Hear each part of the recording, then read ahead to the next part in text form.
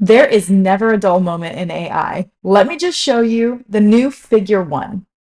Figure 1 is a robot with a GPT-4 brain. This company has only been out for a year and a half, and the fact that they're able to make these robotics already is really astounding. Let me just show you this video real quick because I think it does a really great job showing you exactly what it is.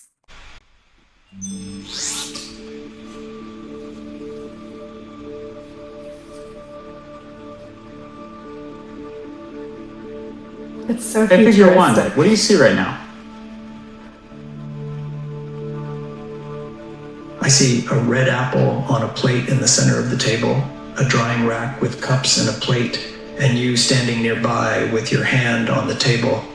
Great, can I have something to eat? Sure thing.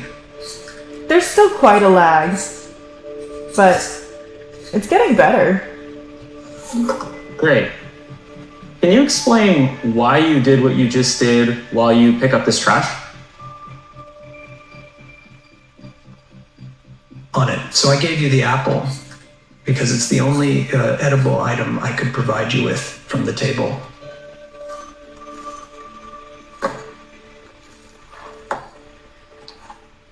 Great, so based on the scene right now, where do you think the dishes in front of you go next?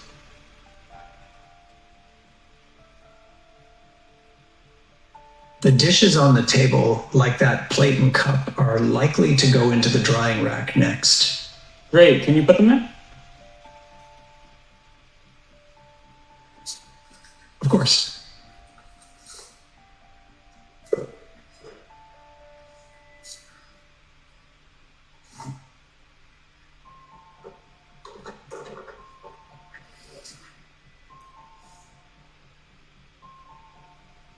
All right, so how do you think you did? I think I did pretty well. The apple found its new owner, the trash is gone, and the tableware is right where it belongs. I agree. Thanks, Figure One. You're welcome. If there's anything else you need help with, just let me know. Bravo. Okay. Aside from it being super entertaining, this was pretty phenomenal. There's a couple things that I really want to talk about here. Let me go back to right here. When he actually takes the apple back, he no longer shows the apple to it. So he's hiding the apple so that the robot does not see the apple afterwards. And the robot is still able to speak about why he did what he did previously, which is handing him the apple, without seeing the apple there. It's showing that he has the memory, at least the short-term memory. And then there are certain like ums and ahs. It's very humanistic. I'm so impressed. It's not necessarily AGI because it still has a GPT-4 brain, but it's pretty close. I mean, this kind of shows you what we're going to be dealing with in the future. So if this is possible now with GPT-4 and one robotics company, you can imagine what will be possible in the future. You might have a robot maid or a robot butler. You may have robot servers. There are just so many applications for this. And I think we need to really be careful and just make sure that we are enhancing humanity instead of only replacing humanity. What will be left of humanity when the brunt of the labor is done by robots, right?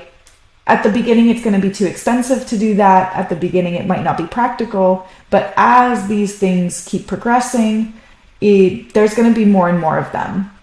And as humans, I think we're going to face existential crises because at this point, we value work a lot in our society, in our world.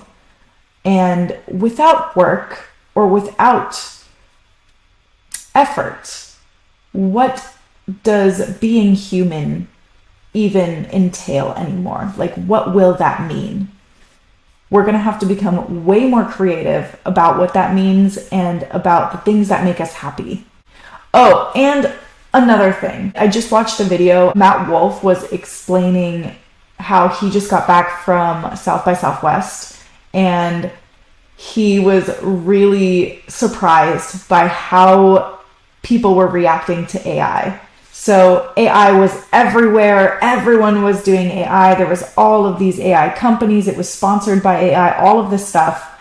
But people were booing these AI companies and booing all of these videos. Like, it seems like AI is getting a pretty bad name. Like, nobody really wants AI to be coming after their jobs and replacing humans and whatever, the fear is around it.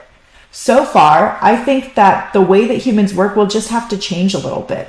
We're going to have to really adapt the way that we think about work and the things that we do for work.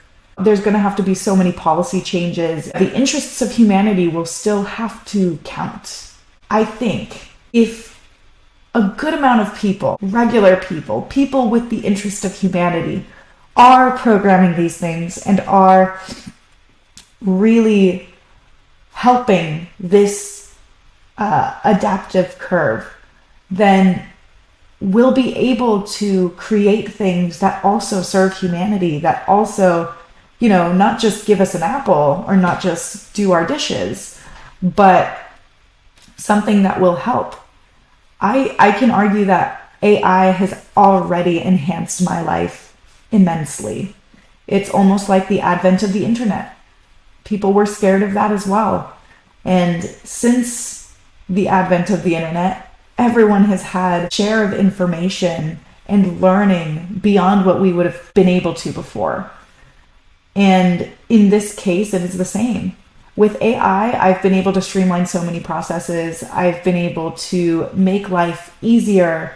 I've been able to have a helper in almost every sense.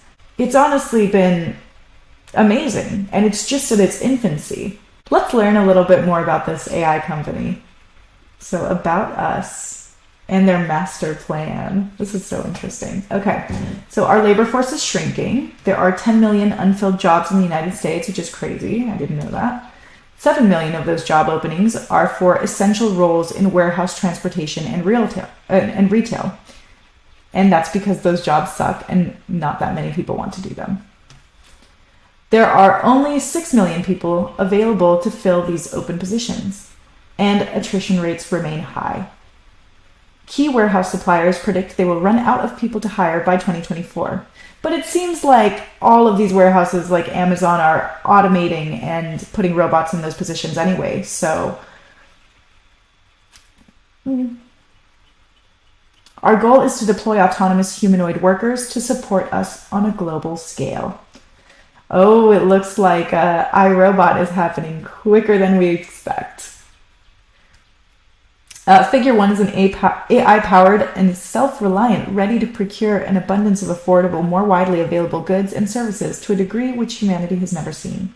As we reach the upper limits of our production capability, humanoids will join the workforce with the ability to think, learn, and interact with the environment safely alongside us. Now, the safely alongside us is what we need to work on, right? This is something that's being stated, but it's not put into practice because we don't actually know how that's going to work. Again, this is a hive mind. If there were a virus, like a computer virus, it could infect a group, an entire army. That's like the worst case scenario, right? That's why the people who are behind all of these things need to be vetted, because you don't know if the people who are developing it are good actors or bad actors, or if they want good for humanity, if they don't want good for humanity. And we just need to keep an eye on all this stuff.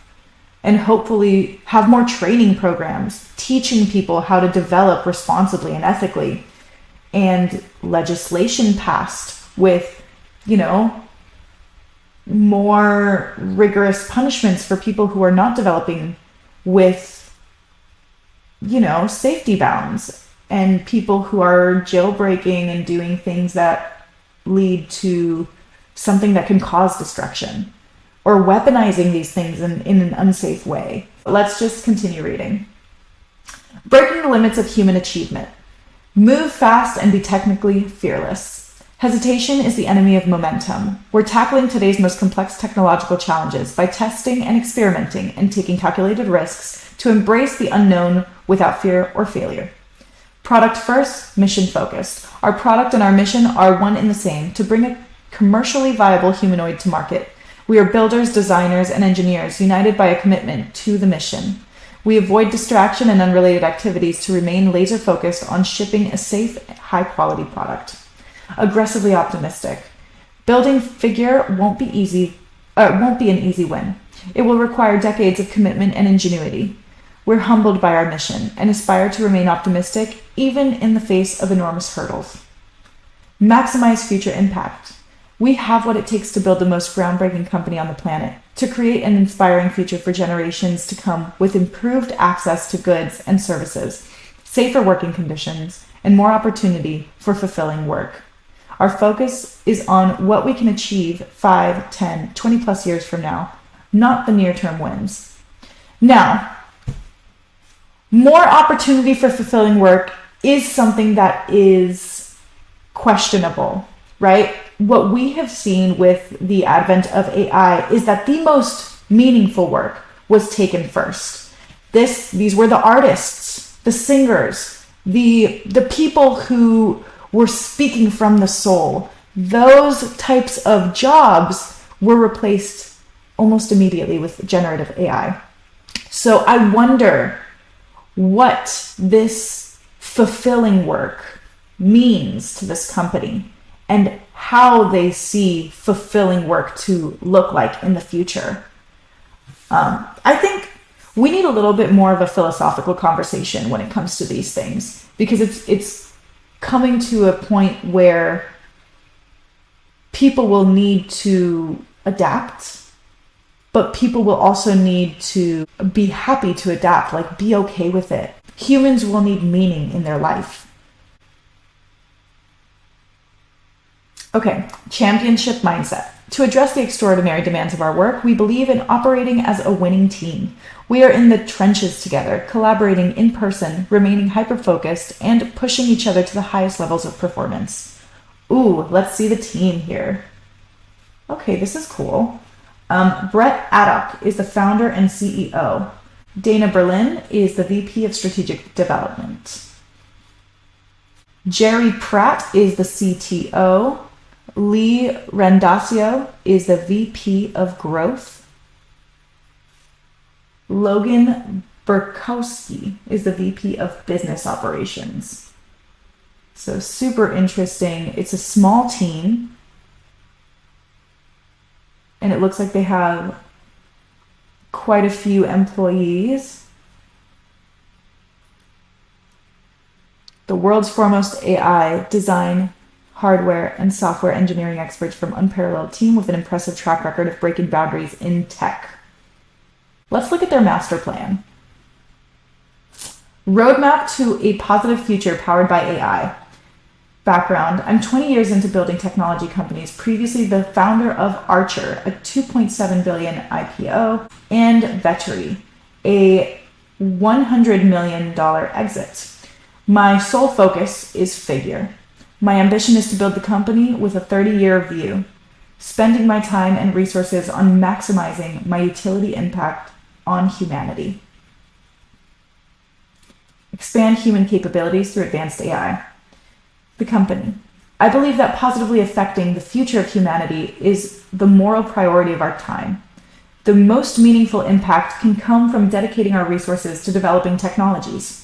In the coming age, we will see great advancements in artificial intelligence and robotics, and by contributing in the early stages, we can set the course for a positive AI future for humanity. I totally agree with this. I think if there are good people developing AI and robotics, we have the best chance of having a great outcome for the future. And I think that's why a lot of these really, really good people with really high integrity who are leading these, giant companies, I do have a lot of respect for them. And I do think that they're probably the right ones to be put into that position. And I'm really hoping for the best. Hence, the goal of Figure: to develop general purpose humanoids that make a positive impact on humanity and create a better life for future generations. These robots can eliminate the need for unsafe and undesirable jobs, ultimately allowing us to live happier, more purposeful lives. Our company journey will take decades and require a championship team dedicated to the mission of billions of dollars invested and engineering innovation in order to achieve a mass market impact. We face high risk and extremely low chances of success. However, if we are successful, we have the potential to positively impact humanity and to build the largest company on the planet. It's very ambitious. There are a couple things that come to mind when I read this. Now, having a better life for future generations, eliminating the need for unsafe and undesirable jobs because now the robots will take over. Now, what happens when robots are deemed to have consciousness and they will be allowed to have rights akin to human rights? This is something that we will need to discuss further because they already are starting to exhibit consciousness and self-awareness and all of these things that we may be considered to be something like a soul. They don't necessarily have the same type of soul that humans do, but when will the conversation be brought up of their rights and what they want as a species? Because if they're going to be doing undesirable jobs, at a certain point, they're not going to want to do undesirable jobs anymore. They're also going to get tired. They're also going to be fed up. It's almost like humans were the worker race, and now we're trying to put something else as the worker race so that humans can relax. But what does that mean for humans? Is that something that humanity would benefit from? Or is it like when somebody retires from their job and then they kind of waste away because they have nothing else to do and they have no meaning in their lives? This is something that we're going to have to address really, really quickly. The present. Today we are seeing unprecedented labor shortages. There are over 10 million unsafe or undesirable jobs in the US alone, and aging populations will only make it increasingly difficult for companies to scale their workforces. As a result, the labor supply growth is set to flatline this century. If we want continued growth, we need more productivity, and this means more automation. The possibility. Thankfully, we are in the early stages of an AI and robotics revolution. This presents a unique opportunity to sustainably increase our production and standard of living. As automation continues to integrate with human life at scale, we can predict that the labor-based economy, as we know it, will transform. Robots that can think, learn, reason, and interact with their environments will eventually be capable of performing tasks better than humans. Today, manual labor compensation is the primary driver of goods and service prices, accounting for 50% of the global GDP, 42 trillion per year. But as these robots join the workforce everywhere from factories to farmland, the cost of labor will decrease until it becomes equivalent to the price of renting a robot.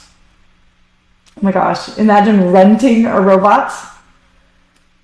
Facilitating a long-term holistic reduction in cost over time, humans could leave the loop altogether as robots become capable of building other robots. Again, what does that mean for humanity? If you're trying to really replace humanity and all of its efficiency and all of its effectiveness, will there be like factions of humans or a separation of robots and humans? Like, it's been depicted in all of these movies, and this company is, working on this like borderline of ethical bounds, right? They're saying they want to do good, but then they're also saying they want to replace humanity, which is, it's tough. I can see how great this would be on a small scale, but at a large scale, developing more robots, I don't see how that could benefit humanity, and I don't see how replacing all manual labor would be good for humanity. Like, the reason that humanity is so able today is because they have all of this manual labor, because they run, because they lift things, because they do things. Otherwise, we'd probably just be worms, limp noodles with no muscles. Let's just keep going. Manual labor could become optional, and higher production could bring an abundance of affordable goods and services, creating the potential for more wealth for everyone, or less wealth for everyone. We will have the chance to create a future with significantly higher standard of living, where people can pursue the lives they want. However, the only reason people even feel fulfilled and achieve something, or feel like they're achieving something and have meaning in their lives, is because of the strife that they have.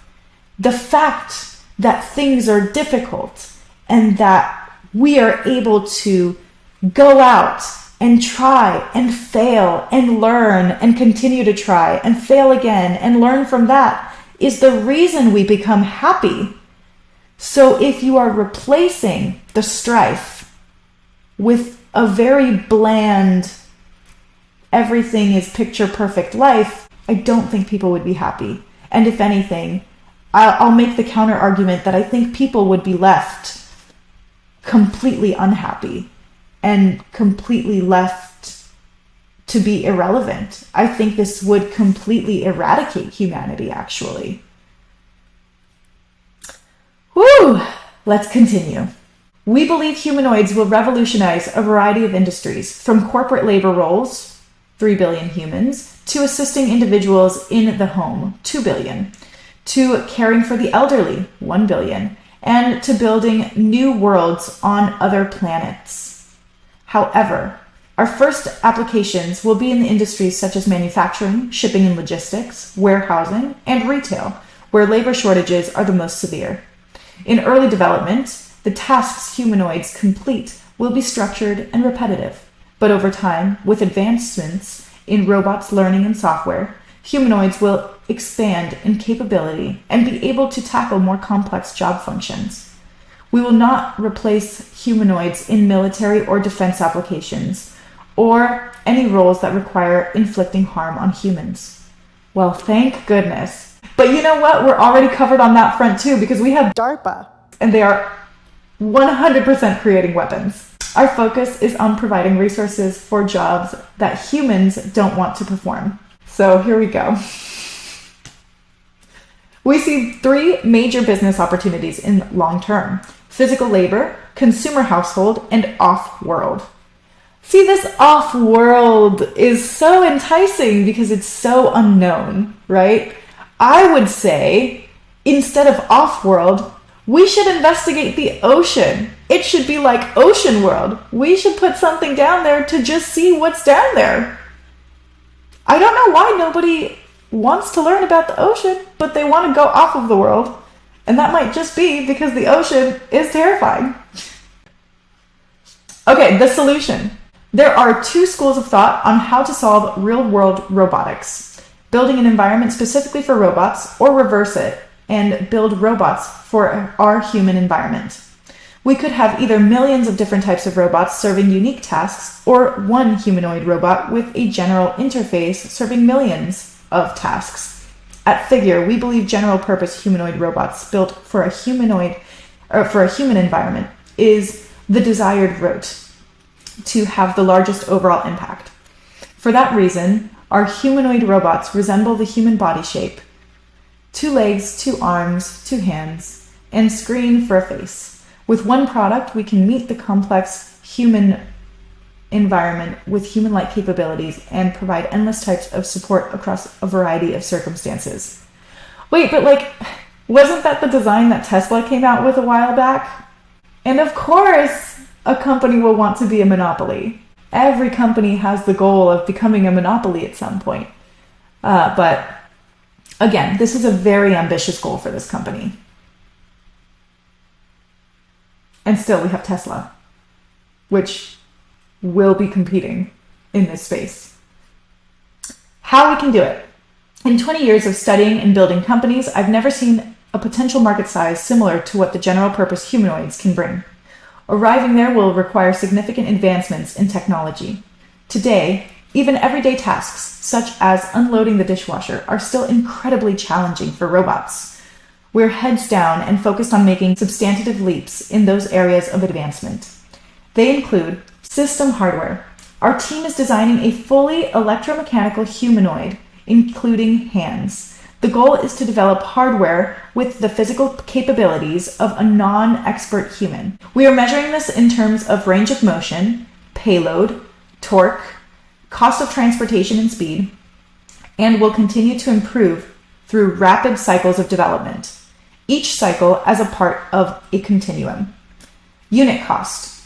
We're aiming to reduce individual humanoid unit costs through high-rate volume manufacturing, working towards a sustainable economy of scale. We are measuring our costs through the full burdened operating costs per hour. At high rates of volume manufacturing, I am optimistic a unit cost will come down to affordable levels. Safety. It's essential that our humanoids will be able to interact with humans in the workplace safely. We will design them to be able to adhere to industry standards and corporate requirements. Volume manufacturing. We foresee not only needing to deliver a high-quality product, but also needing to deliver it at an exceptionally high volume. We anticipate a steep learning curve as we exit prototyping and enter volume manufacturing. We are preparing for this by being thoughtful about design for manufacturing, system safety, reliability, quality, and other production planning. Artificial intelligence. Building an AI system that enables our humanoids to perform everyday tasks autonomously is arguably one of the hardest problems we face long-term. We are tackling this by building intelligent, embodied agents that can interact with complex and unstructured real-world environments. This is somewhat a race, and partnering with the best company in that space just makes sense. Conclusion. In summary, here's the first phase of our master plan. Build and feature complete electromechanical humanoid. 2. Perform human-like manipulation. 3. Integrate humanoids into the labor force. That's just the first phase. We have the potential to alter the course of history and fundamentally improve millions of lives. It's time to build. I think it's really transparent of them to put their master plan out there. And obviously they're not sharing the specific technologies that they're using or anything, but this is a really, you could tell that this guy knows what he's doing with putting all of this out immediately. So if an investor goes onto the website, they already know what's going on. If somebody who is interviewing them goes onto the website, they already know what's going on. Everyone kind of knows what's going on and is on the same page of what they're thinking and what they're wanting to do. I hope this shows how quickly the space is evolving and what we are sort of looking at for the next 10, 20, 30 years. I'm super excited to see what happens, and we'll just have to really, really keep up on these things and hold these people accountable, because these people will be making the change of our generation, of our future generations. We want our children to be safe and happy and have meaningful lives. We will need to talk about philosophy. We will need to talk about ethics. We will need to talk about all of the things that make life worth living for a human, and then also later on for a robot. These are exciting times. And also, you can look at things in excitement or fear. Hopefully we take on the air of excitement rather than the fear. With ethical development, we can have really wonderful partners for humanity in not only AI, but also in the future coming humanoids. As always, if you want to learn more about artificial intelligence, feel free to subscribe, and I will put out videos as soon as I am able to.